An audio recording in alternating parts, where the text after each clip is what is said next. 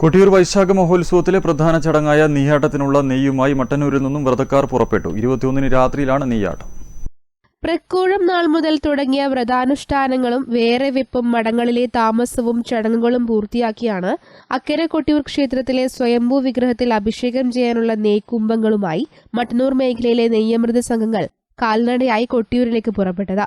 ദൂരദേശങ്ങളിൽ നിന്നുള്ള നെയ്യമൃതക്കാർ 2 ദിവസം മുൻപേ പുറപ്പെട്ടു.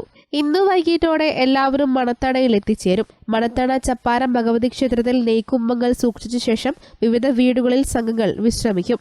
ചൊവ്വാഴ്ച രാവിലെ 8 മണിക്ക് ശേഷം ചപ്പാരം ക്ഷേത്രത്തിൽ നിന്നും വില്ലിപ്പാലൻ വലിയ കുറുപ്പിന്റെയും തമ്മേങ്ങാടൻ മൂത്ത നമ്പേരുടെയും നേതൃത്വത്തിലുള്ള കലശപാത്രങ്ങൾ തലയിൽ എഴുന്നള്ളിക്കും. തുടർന്ന് ഓരോ സംഘങ്ങളായി അവരെ അനുഗമിക്കും. ഈ സംഘങ്ങളെല്ലാം ഉച്ചയോടെ ഇക്കര ക്ഷേത്രത്തിന് മുന്നിലൂടെ വാവലിയിലെത്തി നെയ്ക്കിണ്ടികൾ സൂക്ഷിച്ച ശേഷം ഇക്കര ക്ഷേത്രത്തിൽ വിശ്രമിക്കും.